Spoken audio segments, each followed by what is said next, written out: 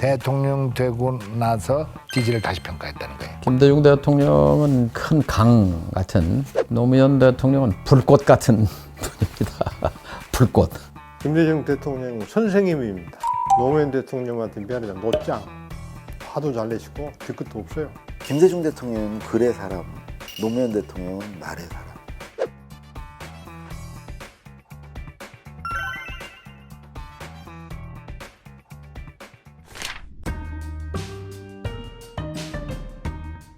말씀드린다면 노무현 대통령이 DJ 대통령을 그렇게 좋아했던 느낌은 없어요.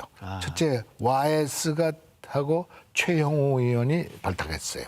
그래서 YS 쪽에 쭉 가 있었기 때문에 DJ하고의 무슨 거래도 없었고 또 막 깊이 얘기해본 일이 없지만은 그렇게 뭐 DJ에 대해 점수를 주고 DJ를 저 흠모하고 뭐 이런 느낌이 없었는데. 네. 꼬마 민주당을 흡수하는 DJ의 그 모습을 보고 또 그 당시에는 이제 소위 3당 합당으로 YS가 갈 길이 아니다라고 노무현 대통령도 생각했거든요. 그렇죠. 안 따라갔습니다. 안 그렇죠. 따라갔기 때문에 네. 그때부터 이제 노무현 대통령, 노무현 의원이 DJ한테 뿌리를 내리려고 노력을 했던 기억이 있습니다. 그래서 DJ를 통해서라도 정권 교체를 가져야 된다. 그러고 96년 7년도에 대통령 선거에 노무현 의원이 DJ를 열심히 도왔던 기억이 있습니다. 노무현 대통령이 당선됨으로써 이 나라 민주화를 계속 뿌리내리고 관습화 그리고 관성화할 수 있는 가능성이 있다고 생각해서 굉장히 다행스럽게 생각하고 노무현 대통령한테 관심 갖고 거기다가 네. 지역 감정 문제 해결하는 데도 노력을 하고 남북 문제도 자기보다도 더 앞장서서 이제 그걸 하시는 거 보고 노무현에 대해서 대통령에 대해서 관심 표명과 지지를 그때서부터 적극적으로 하셨던 것으로 기억납니다. 이명박 대통령의 정치 뭐라고나 보복에 가까운 것으로 아깝게 노무현 대통령이 서거하게 됐다, 죽게 됐다 이렇게 생각을 하시더라고요. 그래서 그분은 이제 천주교 기독교 정신이 있어서 그래도 죽진 않았어야 될 텐데 안타깝다 하고 돌아가신데 뭐 공개적으로도 뭐 참석해서 조문하고 펑펑 우셨던 기억을 제가 잊을 수가 없습니다. 대통령 되고 나서 DJ를 다시 평가했다는 거예요. 네.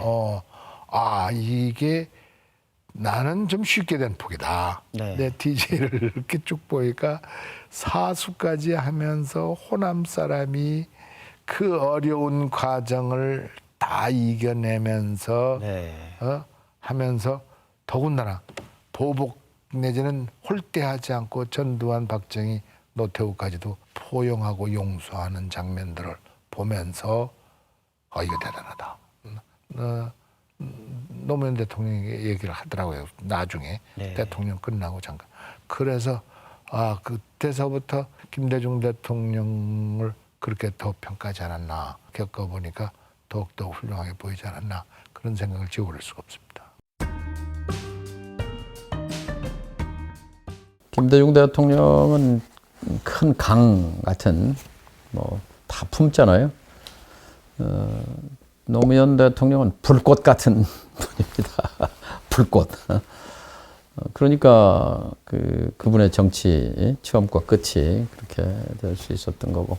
3당 합당 때 있습니다. 강렬하게 꽂힌 거잖아요. 특히 호남 민중의 가슴 속에.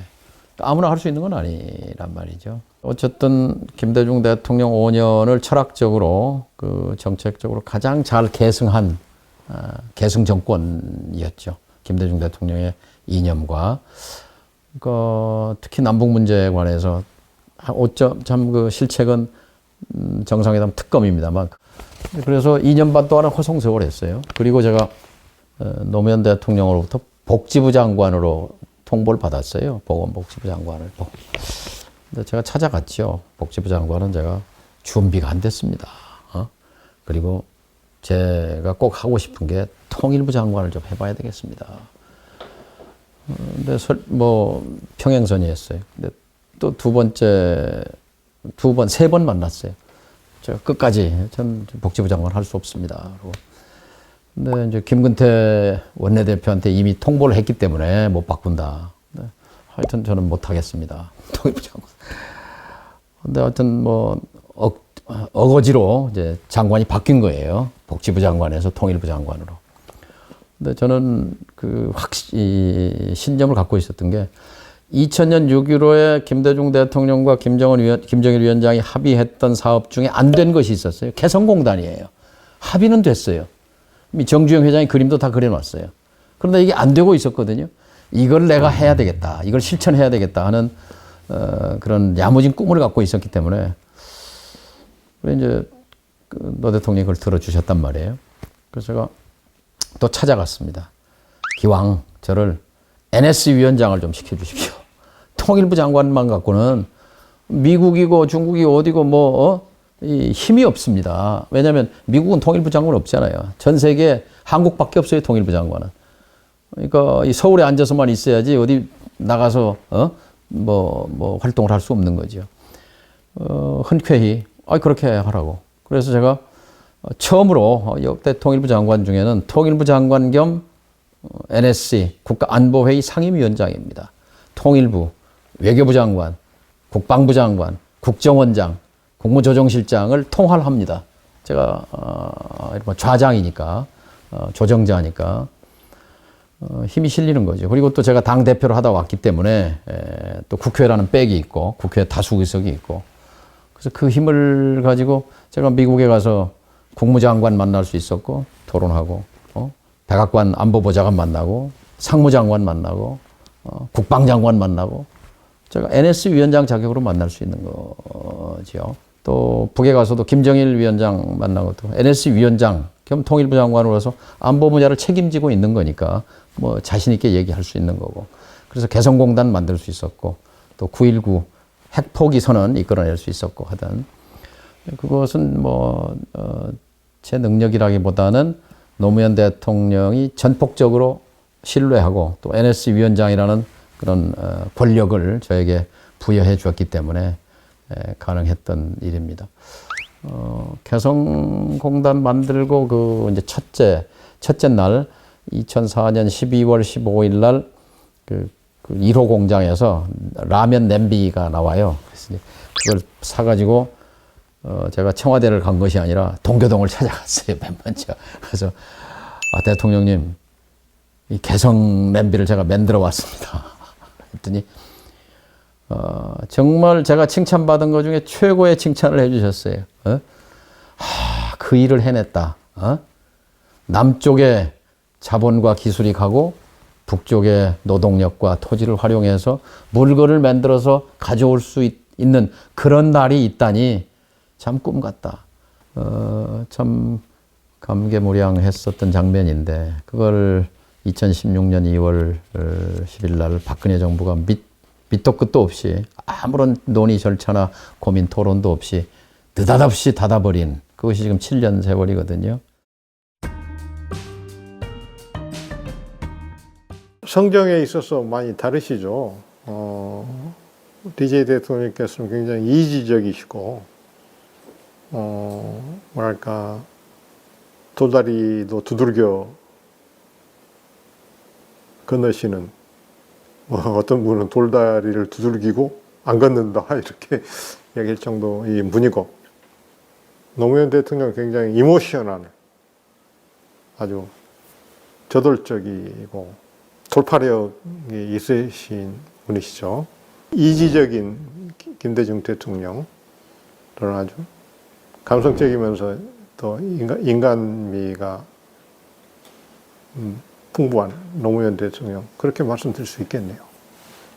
대통령 이제 되시고 나서 아시아 문화중심도시 광주를 지정을 했습니다. 제가 문화부 장관 할 때 그 계획을 세우고 또 모시고 기공식도 했는데요. 이런 말씀을 하셨어요. DJ 대통령께서는 호남이니까 광주에 좀 크게 주고 싶어도 못 줄까 모르는데 나는 영남이니까 확 줄 수 있다. 확이라는 말씀을 꼭 쓰셨어요. 광주에 먹고 살 거를 확 줄 수 있다. 뭔가 계획을 세우자. 광주가 문화와 예술의 중심이니 문화수도 그렇게 말씀하셨어요. 광주 잊지 않고 있습니다. 광주 전남 지역에 무엇을 해야 할 것인가? 아무리 생각하고 아무리 많은 사람들의 얘기를 들어봐도 답은 문화다. 그래서 그 당시 4조 예산 2004년 3년 이즈음에 지금하고 규모가 엄청 뭐 지금 4조와 그때 4조하고 다르잖아요. 그렇게 시작한 게 문화수도였습니다. 나중에 이제 법적 용어로 문화 중심 도시가 됐지만 DJ 대통령께서는 또 뭐 그때 뭐 비판이 많았지 않았어요. 대구 같은 데서는 대구에 있는 중장비가 전부 광주로 가가지고 대구에서는 건설 사업을 못한다. 그만큼 광주, 목포, 전라도에서는 건설 경기가 일어났다. 말도 안 되는 얘기였지만, 그래서 DJ 대통령께서는 아마 예산 투입에 규모와 적정 수준을 유지하시려고 애를 쓰셨겠죠. 물론 또 많이 도와주셨지만, 그럼 노무현 대통령님은 팍 경쟁하라고 했지만 광주 전남은 여러 가지 측면에서 소외되고 낙후된 점이 많습니다. 이 점은 경쟁의 과정에서도 항상 배려해야 합니다. 그래야 공평합니다. 서남해안 특별도시 뭐 이런 사업들 그런 거 추진하고 아시아 문화중심도시 문화수도 그렇게 해서 시작된 겁니다. 김대중 대통령은 선생님입니다. 우리가 항상 선생님 그랬거든요. 노무현 대통령한테 미안하다 노짱 화도 잘 내시고 뒤끝도 없어요. 비서실장이 뭐 보고하면 에이 마요 그럼 나하고 결별이에요. 그렇게 화도 잘 내셨어요. 뒤끝은 없으셨어요. 그래서 저는 김대중 대통령은 선생님, 노무현 대통령은 그냥 편하게 노짱.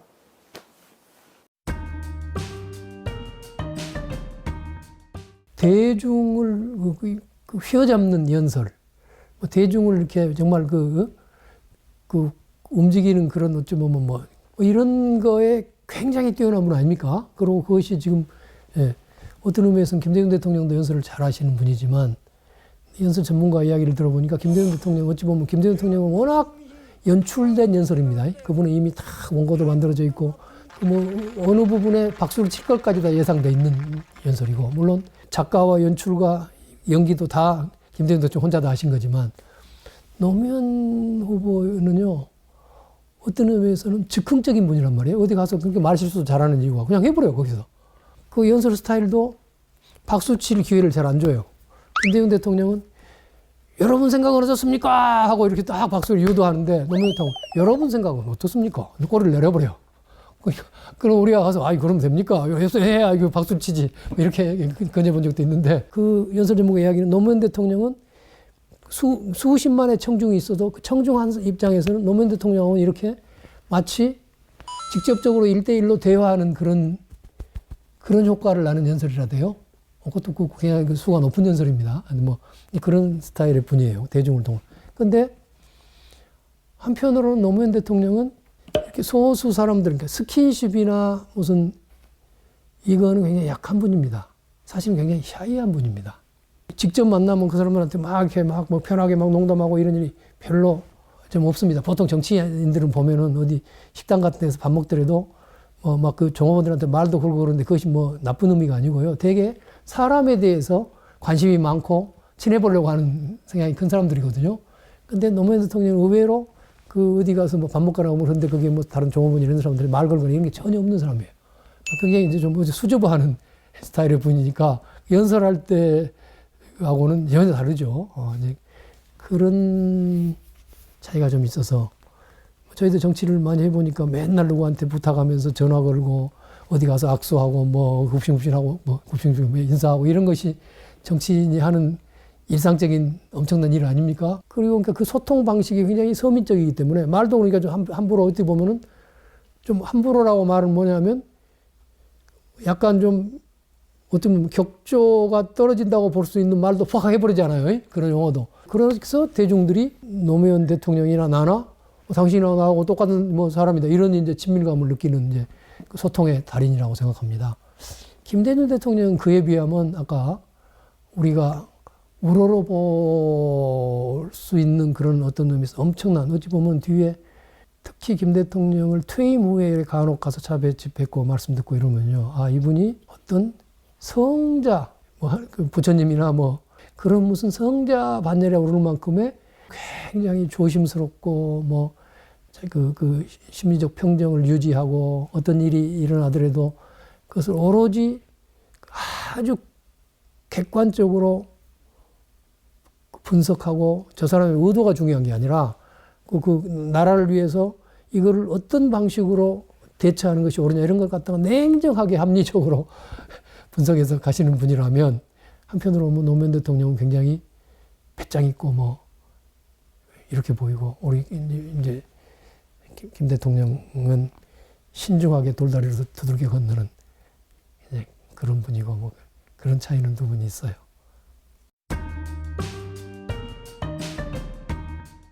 그러니까 논리적인 면에서의 그 어떤 의견을 한번 연설 같은 걸 한번 하려면 엄청난 조탁의 과정을 거쳐요. 갈고 닦아서 다듬고 다듬어서 내놓는 거예요. 저는 그것도 이제 그런 성정하고 관련 있다고 보는데, 그래서 나온 결과물만 보면은 아주 확신에 차 있기 때문에 자신 있는 외향적인 분으로 보이죠. 근데 사실은 DJ가 감정 표현하는 걸 사람들이 본 장면이 거의 없어요. 좋다, 싫다, 맛있다, 맛없다, 밉다, 이쁘다, 이런 감정 표현은 거의 못하고 살아오셨고, 저는 이제 95년에 뵀으니까 그 전까지 DJ는 잘 모르죠.